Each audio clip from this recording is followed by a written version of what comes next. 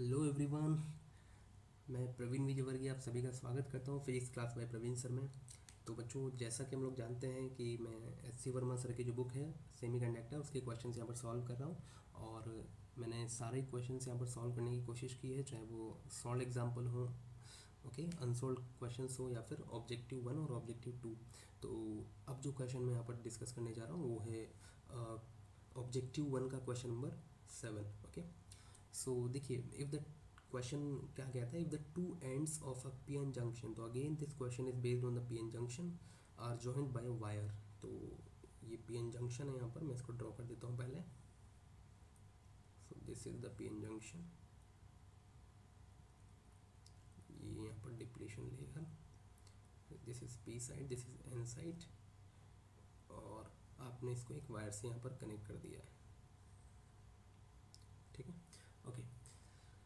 और ऑप्शंस आपको दिए हुए हैं, there will not, yes, there will not be a steady current in the circuit. First option. Second option है there will be steady current from the N side to the P side. Third option है there will be steady current from the P side to the N side. And the last option is there may or may not be a current depending upon the resistance of the connecting wire. Okay, तो देखिए यहाँ पर PN junction simply रखा हुआ है और उसको आपने एक वायर से यहाँ पर कनेक्ट कर दिया है दोनों एंड्स को। ओके, और अब आपसे पूछा जा रहा है कि क्या यहाँ पर कोई करंट का फ्लो होगा। देखिए, सिंपल सा लॉजिकल है यहाँ पर। पहली बात तो ये क्वेश्चन बिल्कुल थ्योरेटिकल है, जो कि इसकी बेसिक थ्योरी के ऊपर बेस्ड है। पीएन जंक्शन की बेसिक थ्योरी अगर आपने अच्छे से पढ़ी हुई तो आपको इस क्वेश्चन में कहीं डाउट नहीं आएगा। ठीक है, तो मैं कोशिश करता हूँ इसको यहाँ पर पूरा एक्सप्लेन करने की। देखिए, जो पीएन जंक्शन होता है, इस पीएन जंक्शन में क्या होता है कि एन टाइप में मेजॉरिटी करियर्स कौन होते हैं, इलेक्ट्रॉन्स होते हैं, और जो पी साइड होता है उसमें मेजॉरिटी करियर्स कौन होते हैं, होल्स होते हैं। ओके, तो इस साइड की साइड पी साइड में इलेक्ट्रॉन्स बहुत कम होते हैं और एन साइड में होल्स बहुत कम होते हैं। तो there is a concentration gradient, मतलब कॉन्सेंट्रेशन का एक डिफरेंस होता है दोनों साइड में। इधर इलेक्ट्रॉन्स बहुत ज़्यादा हैं और इधर इलेक्ट्रॉन्स बहुत कम हैं। ठीक है, इधर होल्स बहुत ज़्यादा हैं और इधर होल्स बहुत कम हैं। तो इस कॉन्सेंट्रेशन डिफरेंस की वजह से ये मेजॉरिटी चार्ज करियर्स ये डिफ्यूज़ होने लगते हैं दूसरी साइड, इस तरीके से। ठीक है, तो इनके डिफ्यूज़न की वजह से यहाँ पर एक करंट आती है जिसको बोलते हैं डिफ्यूजन करंट।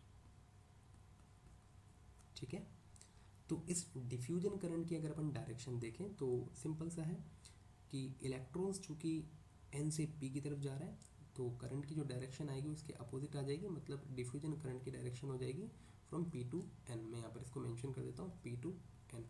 ओके, इसी तरीके से ये जो डिप्लीशन लेयर है, इस डिप्लीशन लेयर में एग्जिस्ट करता है एक इलेक्ट्रिक फील्ड। ठीक है, तो जब यहाँ पर इलेक्ट्रॉन होल पेयर का जनरेशन होता है, जो कि एक कंटिन्यूस प्रोसेस है पीएन जंक्शन में, रिकॉम्बिनेशन और जनरेशन एक कंटिन्यूस प्रोसेस होते हैं।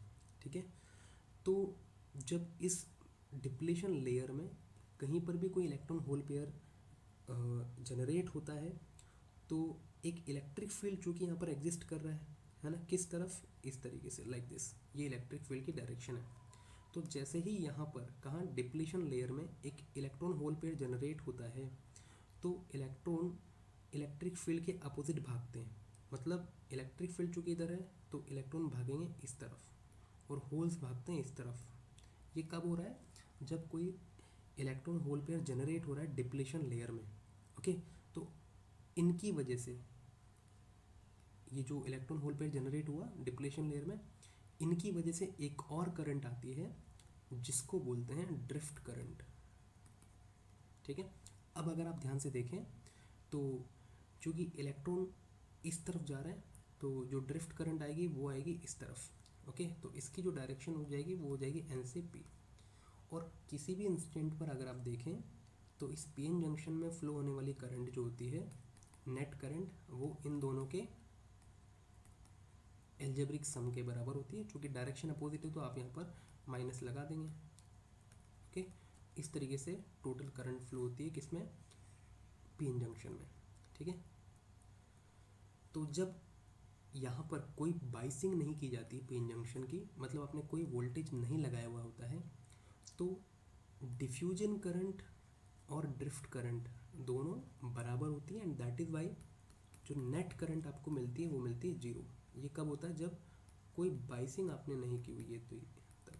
ओके, तो इसीलिए अब चूंकि इस वाले क्वेश्चन में क्या कह रहा है कि पीएन जंक्शन को सिंपली आपने एक वायर से ज्वाइन किया हुआ, मतलब कोई बाइसिंग नहीं की हुई है, and that is why there will not be a steady current in the circuit. Okay, so इसका आंसर हो जाएगा बच्चों ए ऑप्शन।